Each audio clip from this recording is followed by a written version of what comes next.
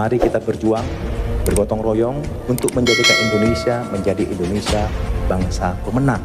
Karena kita sekarang sedang dijajah sebenarnya. Kita sekarang sedang ada pihak-pihak yang punya kepentingan. Kalau kita tidak bisa menjaga itu semua, nggak bisa mengantisipasi, Indonesia akan menjadi negara yang kalah. Tinggal nama. Dan akhirnya NKRI Pak harus harga mati. Itu tidak boleh ditawar-tawar.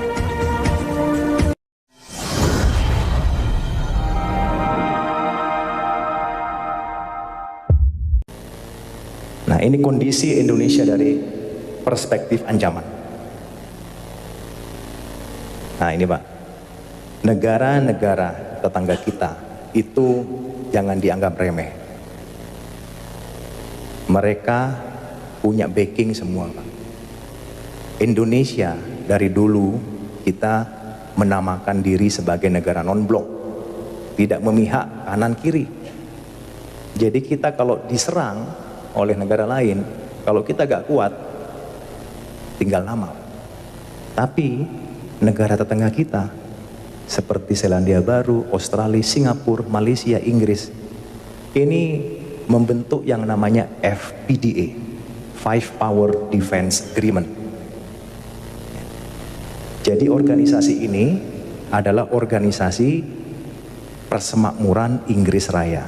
Kalau Malaysia misalnya diserang oleh negara lain, maka 5 negara ini juga akan membantu. Kalau Singapura perang sama kita Pak, bukan hanya Singapura yang menyerang kita, tapi 5 negara ini akan menyerang kita juga. Makanya mereka bergaya Pak, gak takut. Malaysia sudah mencaplok Sipadan Ligitan, kalah kita. Nah ini di belakangnya banyak nih, ada Selandia Baru, ada Australia, ada Inggris, kalah. Sipadan Ligitan lepas ke Malaysia. Ini Pak, Sipadan Ligitan, Blok Ambalat, ini Malaysia. Singapura yang negaranya kecil, ya, sebesar kota Malang, dia berani-beraninya Pak melaksanakan reklamasi pantai ke arah kita. Berani-beraninya dia tidak setuju menolak nama KRI Usman Harun. Apa hubungannya? Kok berani negara kecil? Ya berani karena ini Pak di belakangnya. Indonesia takut. Tapi kemarin Indonesia sempat tegas. Oh nggak peduli. Bagi saya Usman Harun itu adalah pahlawan. Bagi Anda mungkin ya silakan. Pemberontak kami gak ada urusan. Tapi bagi kami Usman Harun adalah pahlawan. Nah itu hebat. Berani kita. Akhirnya tetap mereka tidak ngungkit-ngungkit lagi. Nah ini Pak, ini salah satu bukti negara kecil kok berani gitu loh ke Indonesia. Ya, kurang ajar gak kira-kira? Ngelama dia. Lawan Malang aja Arema gak berani. Ya. Lawan Indonesia ya, kurang ajar. Australia Pak. Nah, menyadap pejabat tinggi kita. Disadap. SBY. Ya, bayangkan. Ini negara tetangga kita, jangan dianggap remeh. Ini bisa berbahaya pada kita. Ini skenario Pak. Bayangkan, ini sudah mulai disetting, diskenariokan. Tiongkok nanti akan mendapat bagian Kalimantan. FPDA, Australia semua tadi itu, Inggris, Malaysia, Pulau Sumatera dan NTT. Pulau apa ini Pak? Sulawesi itu nanti ISIS Pak.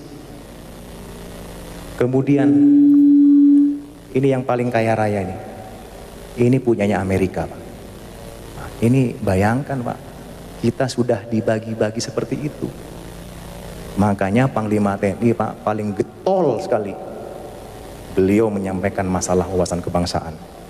Kalau negara kita, masyarakat kita tidak kuat Pak, seperti sekarang ini mudah dihasut, diprovokasi, diadu domba, mereka akan mudah sekali Pak membagi-bagi kekayaan bangsa kita ini. Nah ini sudah ada desain dari luar, Yang jelas biar Bapak semua mengetahui. Ini mungkin orang nggak percaya, ya silakan nggak percaya nggak apa-apa. Tapi ini sudah melalui berbagai data, fakta, informasi yang akurat. Gak usah jauh-jauh Pak, Timur-Timur aja lepas. Apalagi yang sangat kaya. Banyak orang melirik Pak. Timur-Timur hanya sebagian kecil, ada celah timur di situ. Ini sudah banyak sekali yang mengincar. Apalagi Papua. Papua itu kita keruk aja Pak, sudah ada emasnya. Sekarang ada nambah lagi, ada uraniumnya. Siapa yang gak tergiur? Emasnya gak habis-habis Pak, Freeport itu. Semua emas yang mensuplai Amerika, yang mensuplai Eropa, itu kebanyakan dari Freeport. Ini Amerika ini, oke janjian dia, oke Tiongkok ini kita bagi-bagi, biar kita gak tukaran, saya Papua lah, Anda ya udahlah Kalimantan aja, lumayan tuh banyak ininya, banyak ladangnya, banyak kebunnya. Kemudian FPDA, ya wis, Jawa nih belum nih, Jawa karena masih kuat orangnya, Jawa masih belum berani dia, tapi sudah ada Pak. Mungkin Jawa nanti jadi negara sendiri, mungkin mereka diambil oleh Amerika, karena kan Jawa ya mungkin negara Jawa nanti. Tapi kita Pak, kita harus berdoa semua agar supaya ini tidak terjadi. Bagaimana caranya Pak? Kalau gak kita antisipasi, kita tinggal nunggu bom waktu aja Pak. Ya, di end habis sudah tinggal nama seperti Sriwijaya dan Majapahit. Saya tanya Pak di sini, apakah Bapak menjamin 10-20 tahun ke depan Indonesia masih utuh? Menjamin nggak? Nggak ada yang menjamin Pak. Apakah NKRI masih utuh? Nggak ada yang menjamin. Wong Timur-Timur lepas, sudah bukan NKRI lagi, itu kurang satu udah. Nanti lepas-lepas semua, tinggal negara Jawa. Ya udah, kita aja di sinilah. Ya kan? Ini Pak, kalau gak diantisipasi dengan baik, bisa terjadi Pak. Tidak ada yang tidak mungkin. Seperti dulu waktu masyarakat zaman Sriwijaya maupun zamannya Majapahit, oh gak mungkin Majapahit lepas hancur, kita kuat kok. Negara asing gak mungkin berani ke sini. Kita punya pasukan, bala tentara yang sangat hebat. Gak ada yang menyangka. Tapi negara asing lebih pintar Pak, diadu domba, diprovokasi, hancur dengan sendirinya. Sama, kita sekarang dalam proses seperti itu Pak.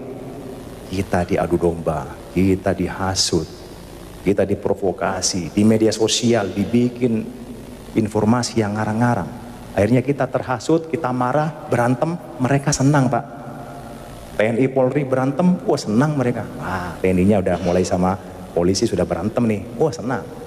Wah, umat Islamnya ini sudah mulai berantem nih, wah bagus, senang. Oleh karena itu, Bung Karno pernah mengatakan Pak, perjuanganku lebih mudah karena mengusir penjajah, tapi perjuanganmu akan lebih sulit karena melawan bangsamu sendiri. Berbicara masalah PKI, Pak ya, saya sudah menyampaikan tadi, itu semua ada invisible hands, ada desain dari luar. Ya. Cuman yang saya sampaikan tadi adalah dampaknya Pak. Artinya Indonesia ini ke depan itu akan dibagi-bagi Pak oleh negara yang punya kepentingan. PKI itu salah satu dari proxy war mereka. Ya Pak ya. Tadi saya bilang tadi di sana ada Tiongkok kan, Cina. Mengambil apa tadi Pak? Apa? Kalimantan. Nah, ya disitulah mereka Pak menyebarkan proxy war-nya menggunakan invisible hand-nya. Salah satunya ya PKI tadi. Jadi itu merupakan desain yang kalau kita berpikir itu belum sampai pikiran kita Pak. PKI itu sengaja memang sekarang digambirkan lagi. Tujuannya apa? Yang tadi itu.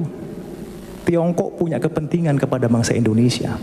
Salah satunya biar bangsa kita semakin carut-marut, dimasukkanlah isu PKI. Dibuatlah PKI akan tumbuh lagi. Memang akan tumbuh betul. Kenapa? Kita tidak boleh memungkiri Pak. Orang-orang yang berjiwa komunis itu sudah masuk ke kalangan kita, masuk di pemerintahan, di DPRD, ya, bahkan di ulama, mungkin juga di TNI Polri, sudah ada Pak. Cuman kita gak usah lah, ini kan saudara kita semua. Yang saya bahas tadi itu adalah orang-orang pihak luar yang punya kepentingan. Mereka menggunakan bangsa kita sendiri Pak. Kasihan, kita menjadi korban. Jadi kita komunis ini menggunakan orang-orang Indonesia sendiri untuk masuk ke berbagai kalangan. Tujuannya apa? Misalnya dia masuk di pemerintahan, misalnya dia masuk di DPRD, sudah ada deal-deal. Nanti kalau Anda menjadi anggota dewan, kalau Anda menjadi pejabat Pemkot, tolong buat kebijakan yang menguntungkan saya. Nah itu sudah ada deal-dealnya Pak. Ya mungkin Bapak lebih tahu lah, gak usah saya bahas lebih lanjut, nanti tidak elok. Ya, itu sudah ada deal-dealnya. Jadi sengaja menggunakan pihak-pihak orang kita sendiri. Memang itu sudah ada Pak, tapi semua itu desain yang lebih besar yang saya lihat tadi, itu ada dari negara-negara yang punya kepentingan. Saya kira itu Pak ya, terima kasih.